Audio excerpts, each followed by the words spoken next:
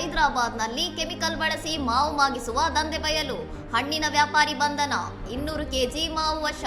ಚುಡಿ ಬಜಾರ್ನ ಹಣ್ಣಿನ ವ್ಯಾಪಾರಿ ಕುನಾಲ್ ಎಂಬಾತ ಮಾವಿನ ಹಣ್ಣುಗಳನ್ನು ಶೀಘ್ರವಾಗಿ ಹಣ್ಣಾಗಿಸಲು ಎಥಿಲೀನ್ ಡ್ರೈಪನರ್ ರಾಸಾಯನಿಕವನ್ನು ಮಿತಿಗಿಂತ ಅಧಿಕವಾಗಿ ಬಳಸುತ್ತಿದ್ದಾಗ ಪೊಲೀಸರ ಕೈಗೆ ಸಿಕ್ಕಿಬಿದ್ದಿದ್ದಾನೆ.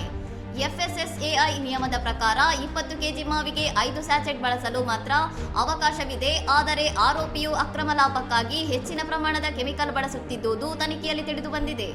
ದಾಳಿಯ ವೇಳೆ ಪೊಲೀಸರು ಸುಮಾರು 200 ಕೆಜಿ ಮಾವಿನ ಹಣ್ಣುಗಳು ಮತ್ತು ಮಾಗಿಸಲು ಬಳಸುತ್ತಿದ್ದ ರಾಸಾಯನಿಕ ಪ್ಯಾಕೆಟ್ಗಳನ್ನು ವಶಪಡಿಸಿಕೊಂಡು ಸಾರ್ವಜನಿಕರ ಆರೋಗ್ಯಕ್ಕೆ ಅಪಾಯ ತಂದೊಡ್ಡಿದ್ದಕ್ಕಾಗಿ ಪ್ರಕರಣ ದಾಖಲಿಸಿದ್ದಾರೆ.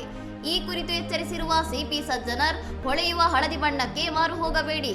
ಕೆಮಿಕಲ್ ಮಿಶ್ರಿತ ಹಣ್ಣುಗಳು ಹೊರನೋಟಕ್ಕೆ ಆಕರ್ಷಕವಾಗಿದ್ದರೂ ಆರೋಗ್ಯಕ್ಕೆ ಅತ್ಯಂತ ಹಾನಿಕಾರಕ ಎಂದು ಜನರಲ್ಲಿ ಮನವಿ ಮಾಡಿದ್ದಾರೆ. ರಾಸಾಯನಿಕಯುಕ್ತ ಹಣ್ಣುಗಳ ಸೇವನೆಯಿಂದ ವಾಂತಿ, ಹೊಟ್ಟೆನೋವು ಹಾಗೂ ದೀರ್ಘಕಾಲದಲ್ಲಿ ನರಮಂಡಲದ ಸಮಸ್ಯೆಗಳು ಕಾಡಬಹುದು ಎಂದು ವೈದ್ಯರು ಎಚ್ಚರಿಸಿದ್ದು, ಅನುಮಾನಾಸ್ಪದ ದಂಧೆಗಳ ಬಗ್ಗೆ ಮಾಹಿತಿ ನೀಡಲು ಪೊಲೀಸರು ಕೋರಿದ್ದಾರೆ.